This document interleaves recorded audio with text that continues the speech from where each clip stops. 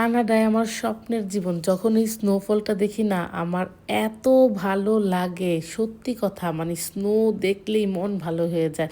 যদিও অনেক কষ্টের গাড়ি পরিষ্কার করা, স্নোর মধ্যে হেঁটে, হেঁটে বাজার করতে যাওয়া, সবকিছুই অনেক কষ্ট। যখন ঠান্ডার মধ্যে হাঁটি না, নিঃশ্বাস নিতেও খুব কষ্ট লাগে। কিন্তু চোখের যে একটা আরাম না, এই চোখের এই আরামটা না সব কষ্ট ভুলিয়ে দেয়। মানে এত সুন্দর লাগে।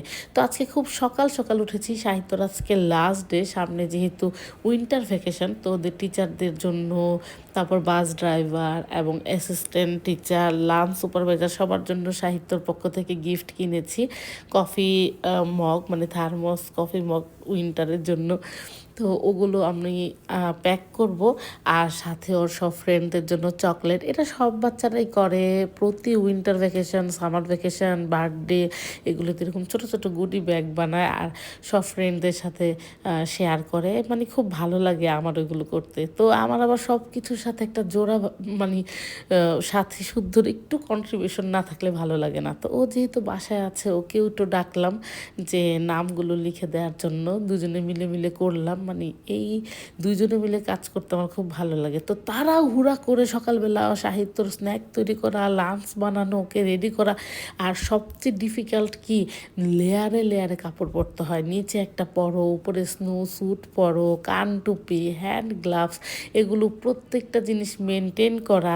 মানে এগুলো আবার বাচ্চাদের পরে বের হওয়া, যদিও এখন অভ্যাস হয়ে গেছে, কিন্তু এটা কিন্তু অনেক হ্যাসেল। মানে কোথাও যাওয়ার আগে এগুলো রেডি করা, আবার আসার পরে এক গাদা স্নো সহ সব কিছু নিয়ে যখন ঘরে আসি, এগুলো ঝেড়ে ঝেড়ে আবার জায়গায় রাখতে হয়, ক্লিন করা। মানে এগুলো অনেক এক্সট্রা ওয়ার্ক। তো আজকে যেহেতু শুদ্ধ বাসা আছে, ওকে বললাম যে আমার সাথে একটু নাম। আজকে লাস্ট ডে আমার ছেলের স্কুলের। আমি কিন্তু মোটেও খুশি না, কারণ এই যে 17-18 দিন মনে হয় বন্ধ থাকবে, এই কয়েকদিন বাচ্চারা সারা দিন বাসায় থাকবে আর একদম মাথা নষ্ট করে ফেলবে। তো কিছুই করার নাই। তো বের হলাম। আর কি একটা অবস্থা, মানে স্নোতে চারিদিক ভরা। আর আমার ছেলে তো স্কুলে যাওয়ার আগেই মানে ভিজে যাচ্ছে। আর এই যে প্রতিনিয়ত গাড়ি পরিষ্কার করা, তারপরে মানে যারা রেগুলার স্নোর মধ্যে বের হতে হয় তাদের জন্য আসলে লাইফটা অনেক কঠিন। আমি ঘরে বসে বসে আরামে শুধু স্নো এনজয় করছি, তাই অত কঠিনও না আমার জন্য আসলে।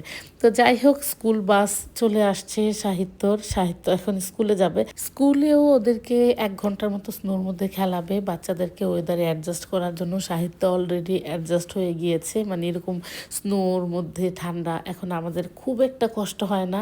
আমিও একদম নর্মাল কাপড় পরেই বের হতে পারি, একদম হালকা পানি, ঠান্ডা লাগে না। ওইটা আস্তে আস্তে আসলে ওয়েদারের সাথে সবাই আস্তে আস্তে অ্যাডজাস্ট হয়ে যায়। সাহিত্য স্কুল থেকে চলে আসছে, আমিও প্রস্তুত এখন লম্বা একটা ছুটির জন্য। আর ওর ফ্রেন্ডরা ওকে যা গিফট দিয়েছে সেগুলো আমার সাথে শেয়ার করতেছে। আর সত্যি কথা, উইন্টারটা আমার কাছে খুবই ভালো লাগে, স্নোফল দেখতেও খুবই ভালো লাগে। যদিও দিনটা অনেক ছোট থাকে, বাহিরে যাওয়াটা অনেক প্যারার থাকে, আর সব সময় আসলে অত বাহিরে যাওয়া হয় না সামারের মতো। কিন্তু মলে টলে ঘোরাঘুরি করার জন্য বাকি সব জায়গাগুলি গেলে আবার অনেক জমজমাট পাওয়া যায়। আর এখানকার লাইফস্টাইল তো এমনই, মানে সকাল ভোরে উঠো, তাড়াতাড়ি ঘুমিয়ে যাও, এই অবস্থা। তো যাই হোক, আমার ছেলেকে নিয়ে এই কয়েকদিন এইভাবেই কাটবে পুরা বাসায়। তো সবাই আমাদের জন্য দোয়া করবেন যেন খুব সুন্দর সময় কাটে। ভালো থাকবেন আপনারা। আজকে এখানে সবাইকে জানাচ্ছি আল্লাহ হাফেজ।